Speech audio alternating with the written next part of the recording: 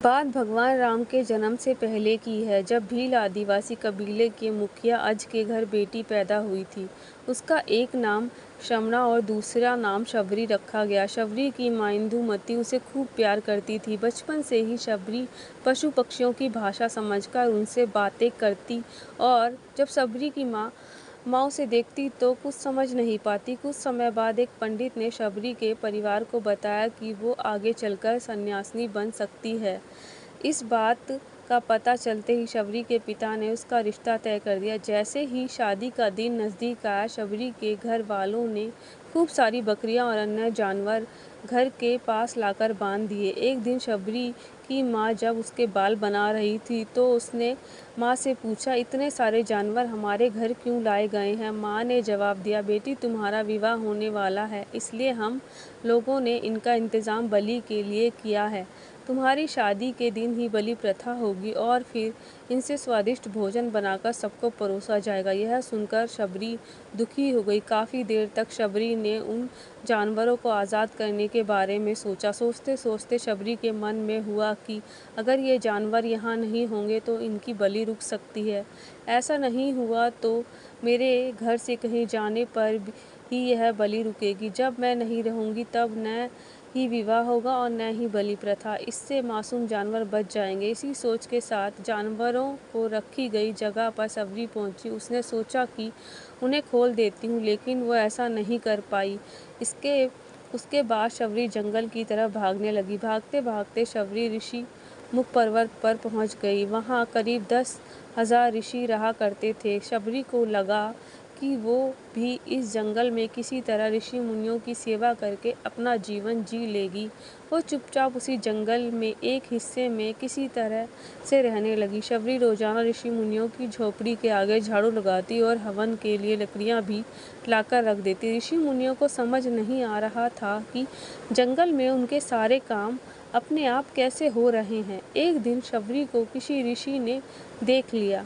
उसे देखते ही उसका परिचय पूछा। जैसे ही शबरी ने बताया कि वो भील आदिवासी परिवार से संबंध रखती है तो उसे ऋषियों ने खूब डांट लगाई। शबरी को इस बात का बिल्कुल भी पता नहीं था कि उसकी जाति छोटी है और उसे ऋषियों द्वारा जाति की वजह से अपमान सहन करना पड़ेगा।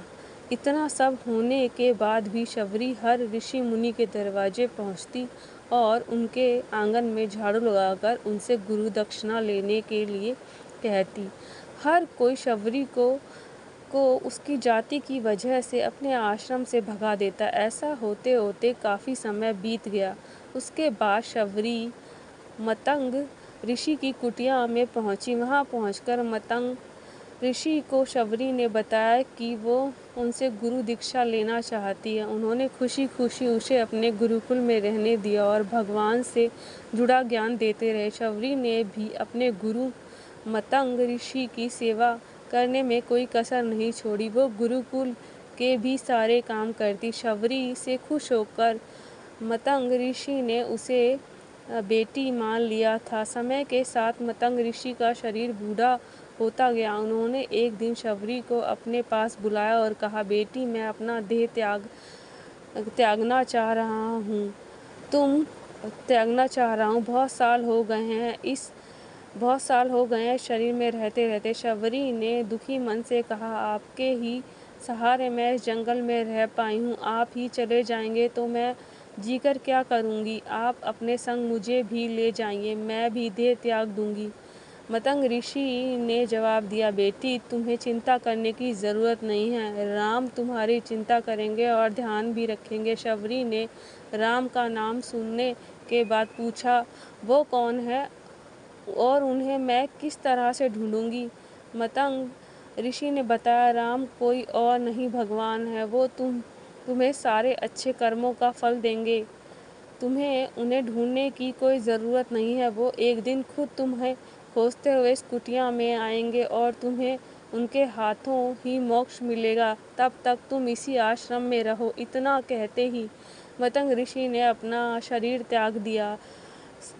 शबरी के मन में मतंग ऋषि के जाने के बाद से एक ही बात थी कि भगवान राम स्वयं उनसे मिलने आएंगे। वो रोज़ भगवान राम से मिलने के लिए बाग से अच्छे अच्छे फूल लाकर पूरा आश्रम सजाती और भगवान के लिए बेर तोड़कर लाती। भगवान के लिए बेर चुनते हुए शबरी उन्हें चख लेती थी ताकि भगवान वो सिर्फ मीठे बेर ही दे। रोजाना शबरी इसी तरह भगवान के दर्शन की आस में फूल और बेर इकट्ठा करती रहती थी। इसी तरह इंतज़ार में कई साल बीत गए। शबरी का शरीर एकदम वृद्ध हो गया था। एक दिन आश्रम के पास के ही तालाब में शबरी पानी के लिए गई। तभी पास में एक ऋषि ने उसे अछूत कहते हुए वहाँ से भागने के लिए कहा और एक पत्थर मार दिया। वो पत्थर जब शबरी को लगा तो उसे चोट लग गई और खून बहने लगा। बहते हुए खून की एक बूंद उसी तालाब के पानी में गिर गई। तभी पूरा तालाब का पानी खून में बदल गया। ये सब होता देख ऋषि ने शबरी को ही डांटा और कहा कि पापिन, तुम्हारी वजह से पूरा पानी खराब हो गया। रोज ऋषि उस पानी को साफ करने के लिए अपनी तरह तरह की विद्याओं का इस्तेमाल करते। कई सारे जतन करने के बाद भी कुछ नहीं हुआ। फिर उन्होंने गंगा जैसी कई पवित्र नदियों का जल भी उस तालाब में डाला, फिर भी तालाब का पानी साफ नहीं हो पाया और वो खून जैसा ही रहा। कई सालों तक तालाब के पानी को साफ करने की कोशिश के बाद भी कुछ काम नहीं आया तो ऋषि ने थककर सब कुछ छोड़ दिया। इस घटना के कई सालों के बाद भगवान राम अपनी पत्नी सीता के हरण के बाद उन्हें ढूंढते हुए उसी तालाब के पास पहुंचे। ऋषि मुनियों ने उन्हें पहचान लिया। भगवान को वहां देखकर ऋषियों ने तालाब का पानी साफ करने के लिए भगवान को अपने पैर उसमें डालने के लिए कहा, लेकिन पानी जैसे का तैसा ही था। ऋषि मुनियों ने भगवान से भी कई अन्य जतन करवाए, लेकिन वो पानी जस का तस खून जैसा ही रहा। तब भगवान ने ऋषियों से पानी के रक्त में बदलने की कहानी पूछी। तब ऋषियों ने शबरी को पत्थर मारने वाली सारी बात बता दी। उसके बाद कहा कि वो महिला ही अपवित्र है, छोटी जाति की है, इसलिए ये सब हुआ। उसी वक्त भगवान राम ने कहा, ये सब आप लोगों के खराब वचनों से हुआ है। शबरी को इस तरह के शब्द बोलकर आप लोगों ने उसे नहीं बल्कि मेरे दिल को घायल किया है। इसी घायल दिल के रक्त का प्रतीक यह तालाब का लाल पानी है। आगे भगवान राम बोले, कहाँ है वो माई, मैं उनसे मिलना चाहता हूँ। तब तक शबरी उसी तालाब के पास पहुँच जाती है। इस दौरान शबरी के पैर को ठोकर लगती है वो और कुछ धूल उस तालाब में गिर जाती है। तभी सारा पानी साफ हो जाता है। भगवान उससे कहते हैं कि देखिए आप लोगों ने क्या कुछ नहीं किया, लेकिन पानी साफ नहीं हो पाया। अभी सिर्फ इनके पैर की थोड़ी सी धूल ने ही तालाब का पानी साफ कर दिया। भगवान राम को शबरी पहचान चुकी थी। उन्हें प्रणाम करके शबरी ने कहा, भगवान आप मेरे साथ कुटिया में चलिए। भगवान भी खुशी खुशी शबरी के साथ चल पड़े। फूलों से शबरी ने भगवान राम का स्वागत किया।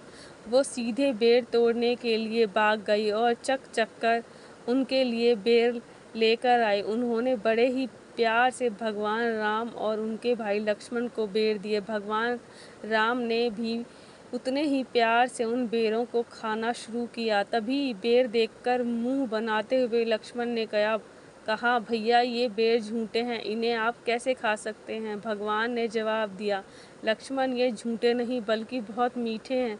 शबरी माई हम सबके लिए ये बहुत प्यार से तोड़कर लाई हैं। इतना कहकर भगवान राम प्यार से उन बेर को खाने लगे। भगवान ने जाते हुए शबरी माई से कहा, आप मुझसे जो चाहे वो मांग सकती हैं। शबरी ने कहा, मतंग ऋषि के कहने पर मैं आज तक सिर्फ आपके दर्शन के लिए ही जी रही थी। अब आप मुझे मोक्ष प्रदान कीजिए, मैं अपना शरीर आपके सामने ही त्यागूंगी। उसी वक्त शबरी ने अपना शरीर त्याग दिया। भगवान राम ने अपने हाथों से उनका अंतिम संस्कार किया और सीता माँ की खोज में आगे बढ़ गए। इस तरह से ऋषि मतंग की बात सच साबित हुई और शबरी को भगवान राम के दर्शन भी हुए। तभी से भगवान राम को शबरी के नाम से भी कहा जाने लगा। कहानी से सीख, सच्ची श्रद्धा को तो भगवान के दर्शन ज़रूर होते हैं। दोस्तों, ये कहानी आपको कैसी लगी और इससे आपको क्या शिक्षा मिलती है, हमें कमेंट कर कर ज़रूर बताएं। मिलते हैं किसी तरह की कहानी के साथ, तब तक के लिए नमस्कार दोस्तों।